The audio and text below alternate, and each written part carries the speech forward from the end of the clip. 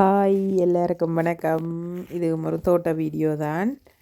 பக்கத்து தோட்டத்தை எடுத்த நான் பாருங்கோ. இது சுக்கினி இந்த வட்டமாக காய்ச்சிருக்கு. இந்த சுக்கினி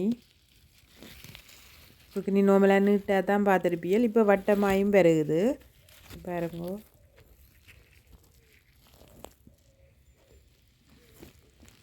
மூன்று நாள் பிடுங்கிட்டினம் போல் இருக்குது காய்ச்சி. இப்போ மிச்சம் இருக்கிறதான் பார்க்குறியல். பிஞ்சுகளாக இருக்குது. நீ கொஞ்சம் முத்த வேணும். இதுகள்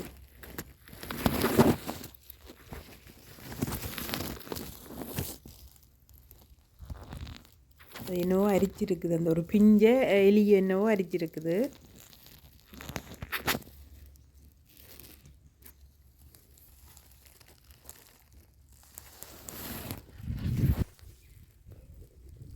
இந்த சுக்கினின்ற பூவை பாருங்க அப்படி இன்னொரு மஞ்சள் கலராக இருக்குதுன்னு சொல்லி. ஒரு மரம் தான் வச்சிருக்கணும், ஒரு கண்டு தான் வச்சிருக்கு. ஆனால் நல்லா காய் காய்ச்சிருக்குது. இப்போ பூக்கிறபடியாக இன்னும் காய்க்கும்.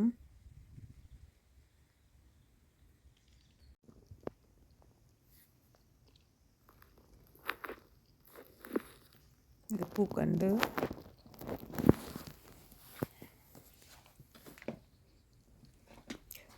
ஒவ்வொருத்தர் ஒவ்வொரு விதமாக வச்சிருப்பினம். தோட்டத்தை வேண்ட கார்டனை ஒவ்வொருத்தர் ஒவ்வொரு விதமாக வச்சிருப்பினம்.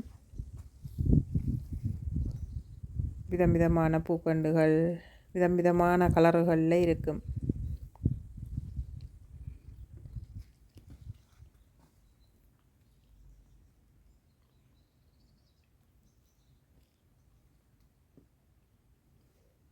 சில பேர் தனியாக பூக்கண்டு மட்டும் வச்சிருப்பினம். வேறு ஒன்றுமே வைக்க மாட்டேன். மரக்கறி பழங்கள் ஒன்றுமே வைக்காமல் தனியாக பூக்கண்டை வச்சு பராமரிப்பினம். அதுவும் பார்க்க நல்லா இருக்கும். பொழுதுபோக்குக்கு தானே தோட்டம் செய்கிறது. கார்டனிங் ஒவ்வொரு தரம் தங்கட மனச்சந்தோஷங்களுக்கு தானே செய்கிறது. அதால் பூக்கண்டை மட்டும் வச்சு பராமரிப்பினம். இந்த ரோஸை பாருங்க. இது நல்லொரு வாசம். இந்த இதுக்கு கிட்ட போனீங்கள்ன்னு சொன்னால் அங்கால இங்கால போகிறதுக்கு மனம் வராத, பக்கத்துலேயே நிற்க சொல்லும். அப்படி ஒரு நல்ல ஒரு வாசம் இது. அந்த பெர்ஃப்யூம்கள் நல்ல வாசமாக இருக்கிற மாதிரி தான் இந்த பூ. நல்ல ஒரு வாசமான ரோசாப்பூ. பில்ட் ரோஸ்ன்னு சொல்லினோம் இதை. இந்த காட்டுக்குள்ளே நிற்கிற ரோஸ்ண்டு. எல்லா இடமுமே குளவியல் கூட தெரியுது. பீனை தான் எல்லா இடமும் இருக்கும். தேன் எடுத்துக்கொண்டே திரியினம் எல்லா இடமும். தேனீயல் கட்டாயம் தேவை தோட்டத்துக்கு. தேனீயல் கட்டாயம் இருக்க வேணும். நிறையவா இருந்தால் தான் இந்த மகரந்த சேர்க்கைகள் எல்லாத்துக்குமே நெல்லம்.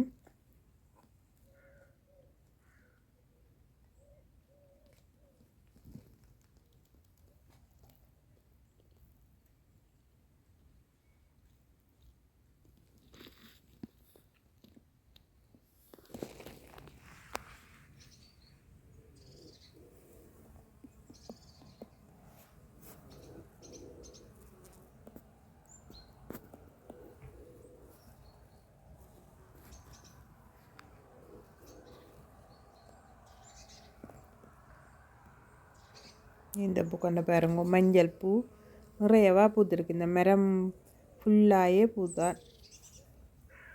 நிறைய மொட்டுகளும் இருக்குது.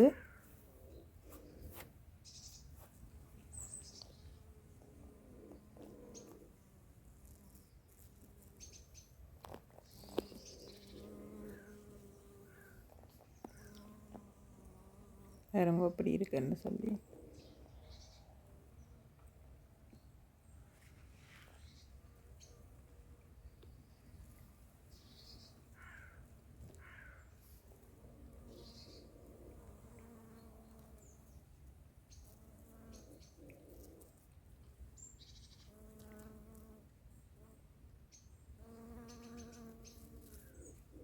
இந்த மரத்தில் நிறைய தேனீக்கள் இருக்குது.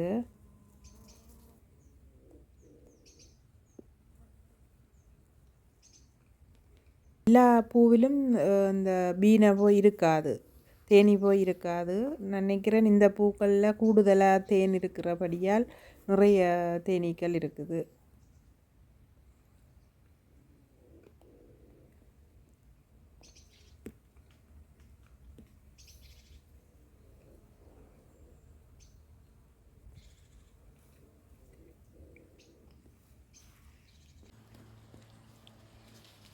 இல்லை ஒரு வடிவான பூ இது.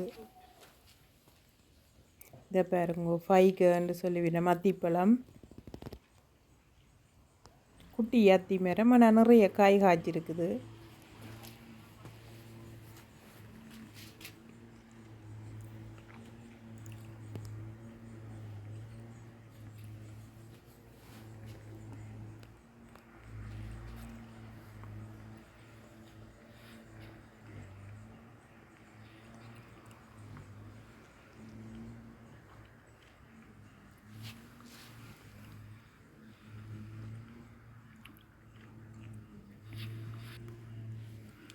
இந்த மிளகாயை பாருங்கோ, மேல் நோக்கி காய்ச்சிருக்குது.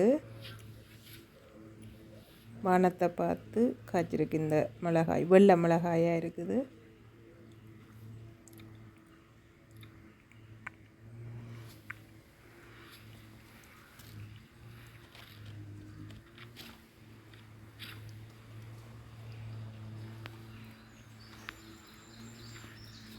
இங்கால தக்காளி எல்லாம் சாடிக்கே வச்சிருக்கணும். இவை கூடுதலாக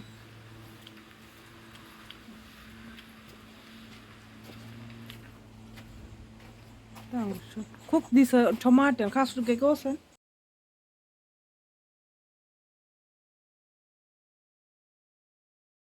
Cherry-Tomaten, das.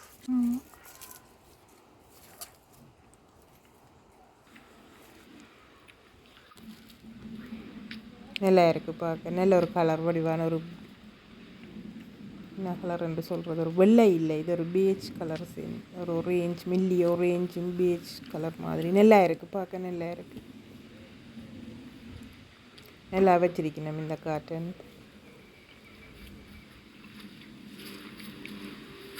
இந்த பூவை பாருங்க,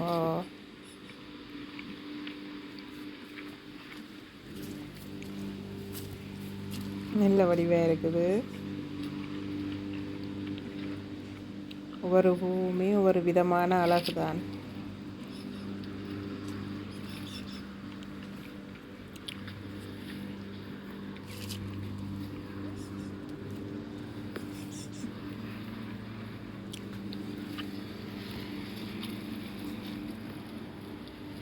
இந்த பழமரத்தை பாருங்க, ஜோஸ்ட் பேரனண்டி நம்பித.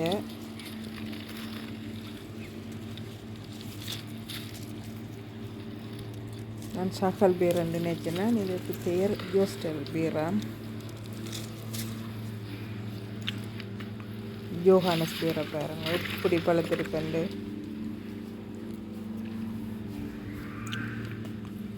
நல்லா இருக்குது பார்க்கவே, நல்லா இருக்குது.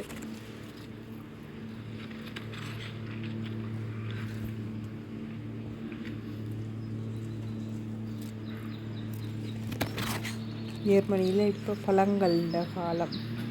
பழங்கள்ன்றது கூட ஆப்பிள் எல்லாம் இப்போ வராது, அதுக்கு 2 மாதம் அப்படி இருக்குது. இந்த பேரன் எல்லாம் இப்போ நிறைய காய்ச்சி தொங்குது. இந்த பூக்கண்டை பாருங்க, இப்படி கொத்து கொத்தா பூத்துருக்குது.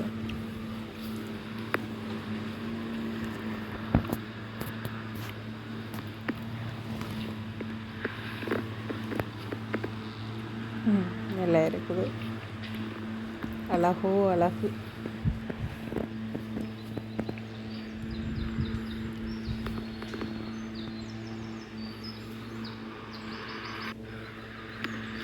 இதை பாருங்க, இந்த கலரை பாருங்க எப்படி இருக்குன்னு.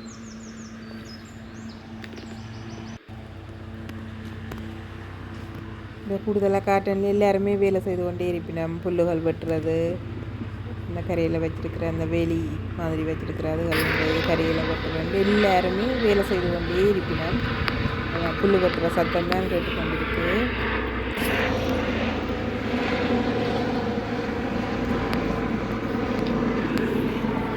இந்த மஞ்சள் பூ எல்லாம் எப்படி இருக்குன்னு.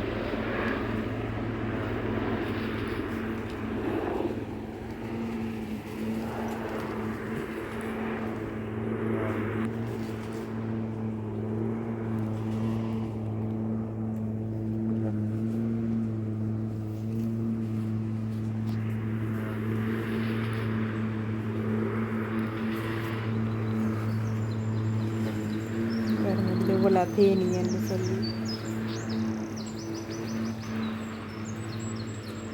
ஒரிகானோ வந்து நினைக்கிறேன்.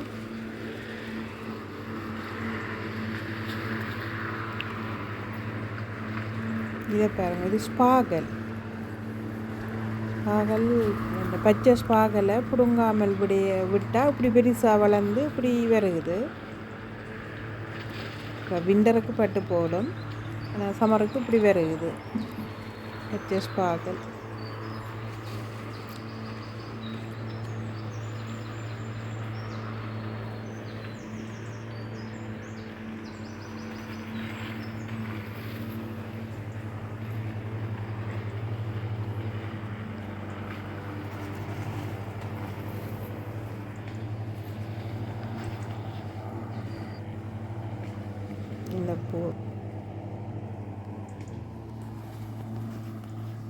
இந்த பூவை பாருங்க, இந்த மஞ்சள் கலர்லேயே எத்தனை விதமான பூக்கள்.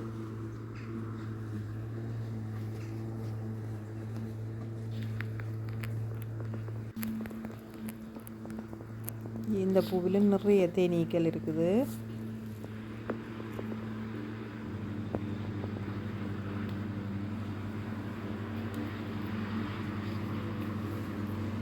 இதில் இருக்கிறது கொஞ்சம் பெரிய பெரிய தேனீக்கள்.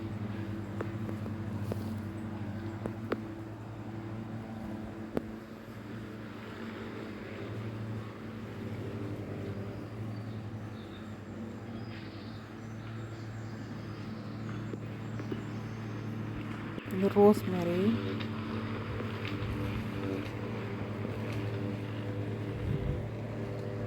நல்ல ஒரு வாசம். இந்த ரோஸ்மேரி நல்ல வாசமாக இருக்கும். இதில் நிறைய மருத்துவ குணங்கள் இருக்குது. நிறைய விஷயங்களுக்கு இதை பாவிப்பினம். எண்ணெய் காய்ச்சி தலைக்கு வைக்கிறதுக்கு எல்லாம் இதை பாவிப்பினம். சமையலுக்கு தான் கூட ஜெயமங்காராக்கள் எடுக்கிறது. சமையலுக்கு நாங்கள் செய்யலாம். இதை அவிச்சு இது இந்த தண்ணியை தலைக்கு ஸ்ப்ரே மாதிரி அடிப்பினம். கூடுதலாக தலைமயிர் வளரும் என்று சொல்லுவினம் இது எண்ணெய் காய்ச்சி வச்சா.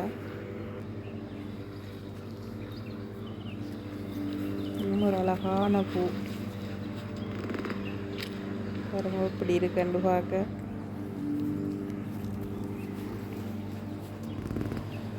ஆரஞ்சு கலர் பூ இது.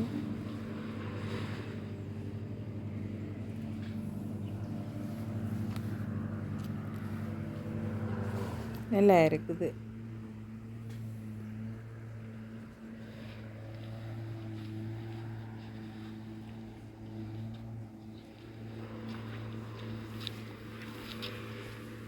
தக்காளியும் காய்ச்சிருக்குது.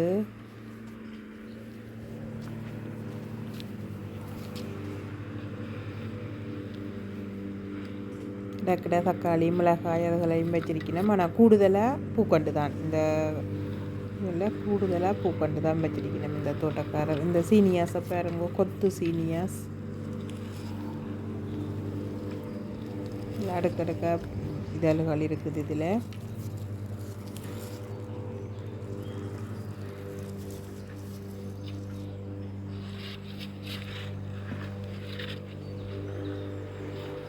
இது ரபாபான்னு சொல்லுவினம். இதில் கேக், இந்த தண்டில் கேக் செய்வினம். நாக்டிஷாயும் செய்கிறவ சுகர் போட்டா வச்சு அதில் சீரூப்பும் செய்வினம். புளிப்புத்தன்மை அந்த நாங்கள் கீரை சமைக்க அதை சேர்த்து சமைச்சா நல்லா இருக்கும். நாங்கள் தேசிக்காய் புளி போடுறதுக்கு பதிலாக அந்த ரவாவை சேர்த்து சமைக்க நல்லா இருக்கிறது. இது பிரியாணி இளமரம் பாருங்க. இது ஹிம்பேர் அந்த பழத்தின் மரம் தான் இது. இல்லை மாஞ்சிட்டினம் போல் இருக்குது. கொஞ்சம் தான் நாங்கள் எங்கேயாவது 1-2 தொங்குது பாருங்கள். இதுதான் ஹிம்பேர்.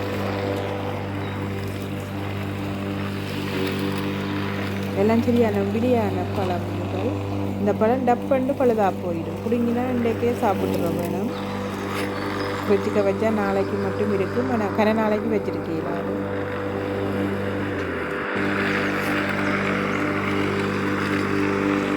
இதை பாருங்க இப்படி உளுப்பி விட்டுருக்குன்னு சொல்லி. இது ப்ரௌன்வே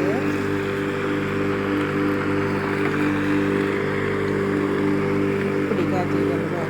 நிறையவா காய்ச்சிருக்கு. இப்படி கருப்பாக வந்தால் தான் பழம். அந்த முட்டுகள் நல்லா விடிஞ்சு நல்லா கருப்பாக இருக்கும், சாப்பிட நல்லா இருக்கும்.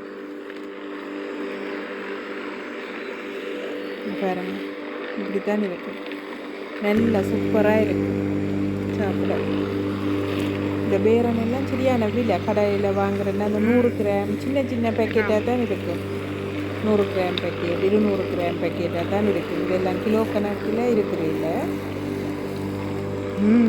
விலை என்னபடியாக சின்ன கொஞ்சம் கொஞ்சம் கிராமாக தான் நிறுத்தி வச்சிருக்கிறாங்க.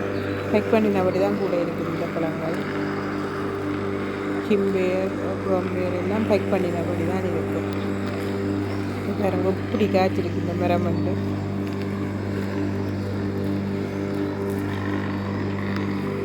தோட்டக்காரர் சொன்னவன் இன்றைக்கு ஒரு பெரிய ஒரு பிளாஸ்டிக் வாளியில் நிறைய பிடுங்கிட்டோம்மா வளர்த்தது எல்லாத்தையும்.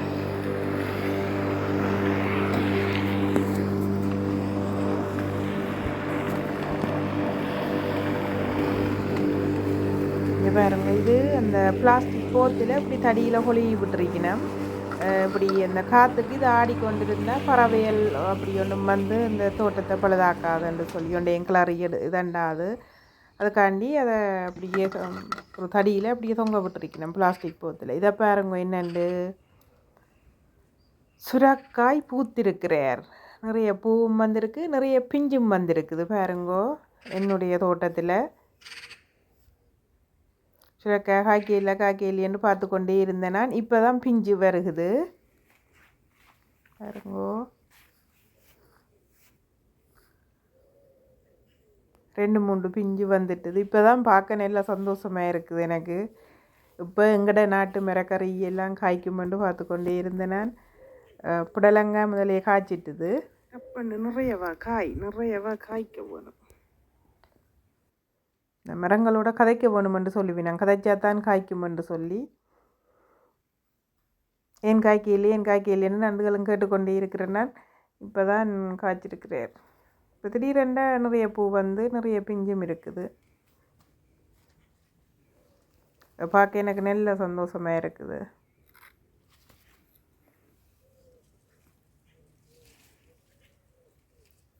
இந்த பைத்தை பெருசாக எலும்பி வருகுது இல்லை, என்ன பசலை காணாதோ என்னன்னு எனக்கு தெரியல. அப்படியே நிறாங்கி இந்த மாதிரி நிற்கிறார் பைத்தியல் எல்லாம்.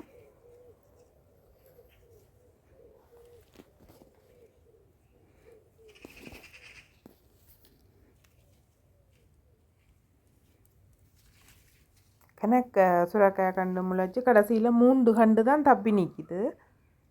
அதில் ஒரு கண்டு நிறைய காய்ச்சிருக்கு, பூத்திருக்கு, காயும் இருக்குது. இங்கே மற்ற சுரக்காய் கண்டு சின்னனாக தான் இருக்குது.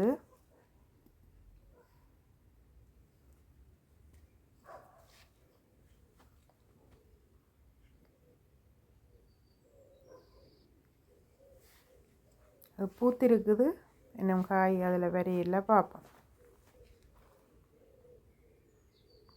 நல்ல ஒரு வடிவான பூ இந்த சுரக்காய். இந்த பூவுன்னு நல்ல பெரிய பூவாக நல்ல வெள்ளை பூவாக இருக்குது.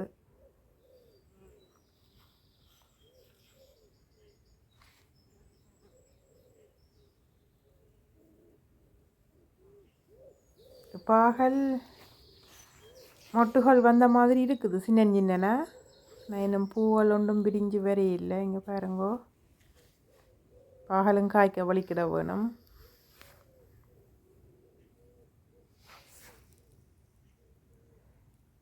இதெல்லாம் அப்படியே ஒரு பெரிய சாடிக்காம வச்சிருக்கிறேன்.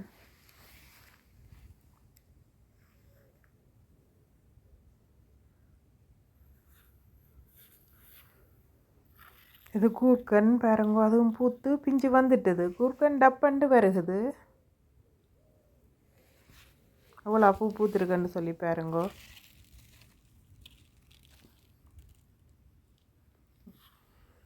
இதில் தேனி இந்த நிலத்துக்குள்ளே ஓட்டை போட்டு தேனி கூடு கட்டி இருக்குது. பாருங்க இவ்வளோ தேனி உள்ளுக்கு போய் போகிறதும் வரதுமா இருக்குன்னு சொல்லி நிலத்துக்குள்ளே மண்ணுக்குள்ளே கூடு கட்டுது. இப்போ தான் நான் இதை புது விதமாக கேள்விப்படுறேன், நிலத்துக்குள்ளே தேனி கூடு கட்டுமென்னு சொல்லி.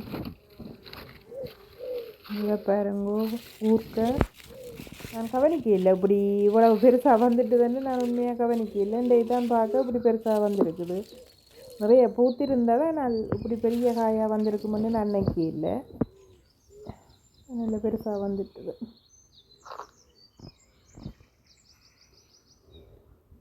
பாருங்க சூரியன் மறைஞ்சிட்டுது. இப்போ இரவு 9 மணி. இரவு 9 மணி எப்படி வெளிச்சமாக இருக்குன்னு பாருங்கோ. ஜெர்மனியில் இப்படித்தான் இருக்குது. நல்ல வெளிச்சமாக இருக்குது.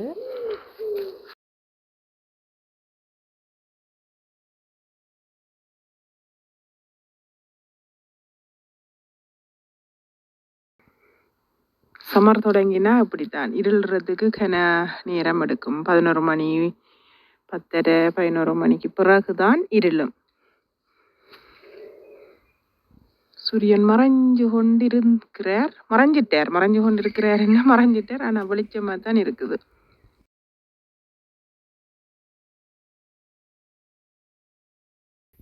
இவ்வளவு நேரமும் இந்த வீடியோ பார்த்ததுக்கு நன்றி. மீண்டும் இன்னும் ஒரு நல்ல தோட்ட வீடியோவில் நாங்கள் சந்திப்போம்.